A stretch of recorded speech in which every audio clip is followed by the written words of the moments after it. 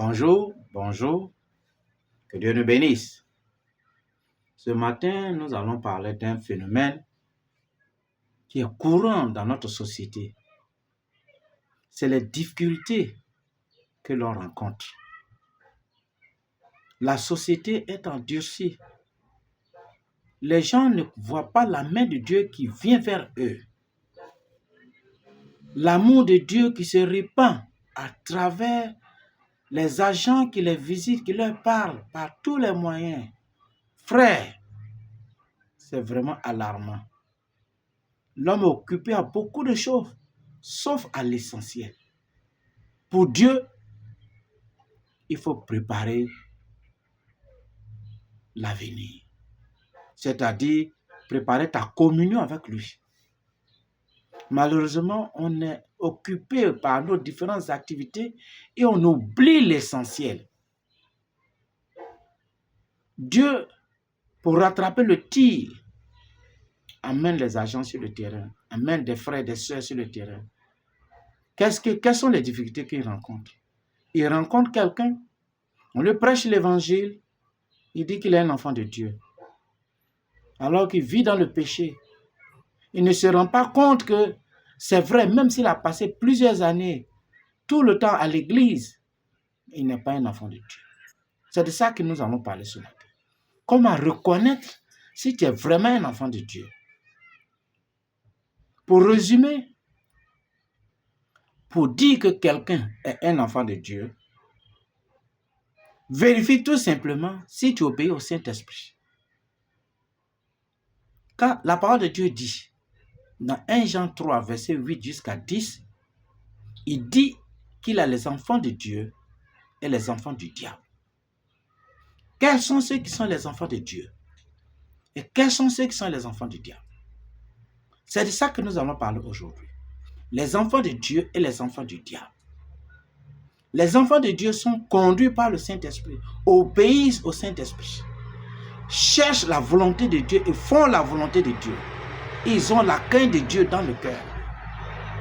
Parce que Dieu remue le cœur, il sonde nos cœurs pour voir si nous sommes vrais ou faux.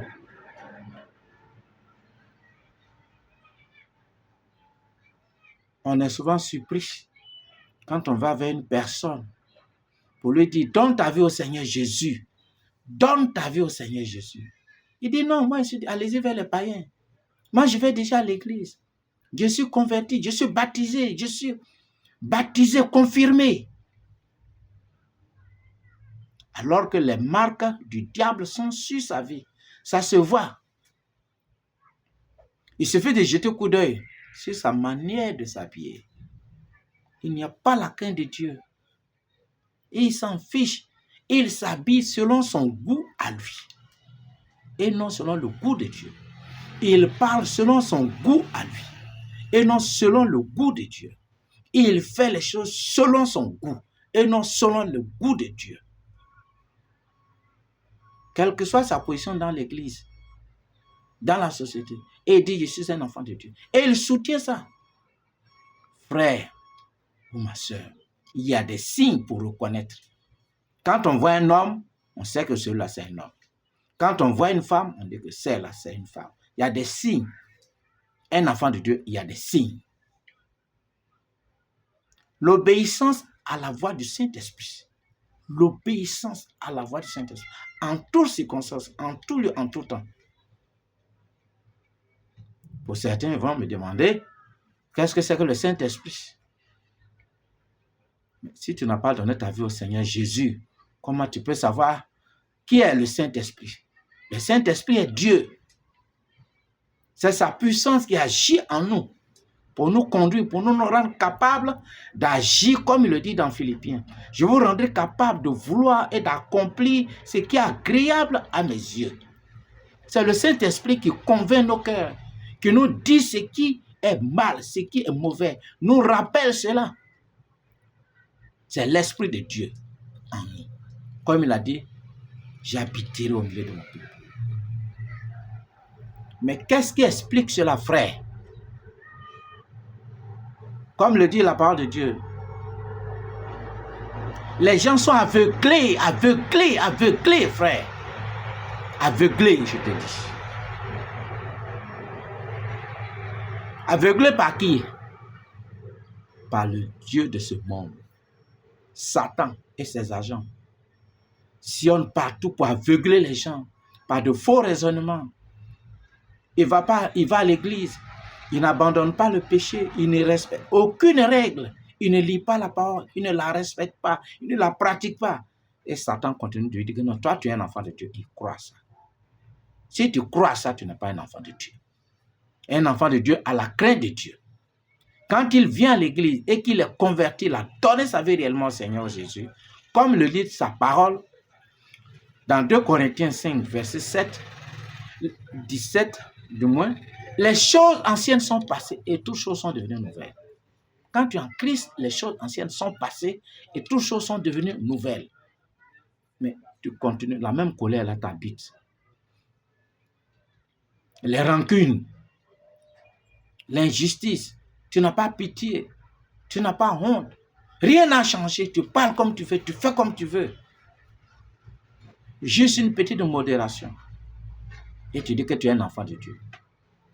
Ne te trompe pas, frère. Viens à Jésus, viens donner ta vie au Seigneur Jésus. Si quelqu'un est en Christ, les choses anciennes sont passées et toutes choses sont devenues nouvelles. Comme je le disais, dans 2 Corinthiens 4, verset 4, le Dieu de ce siècle a aveuglé leur intelligence pour ne pas qu'ils voient la vraie parole de Dieu, qu'ils comprennent et qu'ils voient l'éclat de Jésus, la lumière de Jésus, pour les conduire sur la bonne marche. Ça, c'est le Dieu de ce siècle qui fait ça. Il les a aveuglés. Et Dieu nous l'a prévenu dans sa parole, dans 2 Corinthiens 4, verset 4. 2 Corinthiens 4, verset 4. Le Dieu de ce monde les a aveuglés, a obscurci leur intelligence. Il est pécheur, il est un enfant de diable. Et il soutient, il affirme qu'il est un enfant de Dieu. Il est dans le péché. Il s'habille comme le païen. Il parle comme le païen. Il ne se retient en rien. Il n'est fidèle en rien. Celui-là, c'est le diable qui l'a aveuglé. Frère, je veux conclure pour te dire, donne ta vie au Seigneur Jésus. Donne ta vie au Seigneur Jésus. Deviens un enfant de Dieu. Voici les signes conduits par l'Esprit de Dieu. L'obéissance totale en toute chose, en tout temps. Une vie réglée selon la parole de Dieu. Que Dieu t'aide. Que Dieu nous aide. Merci.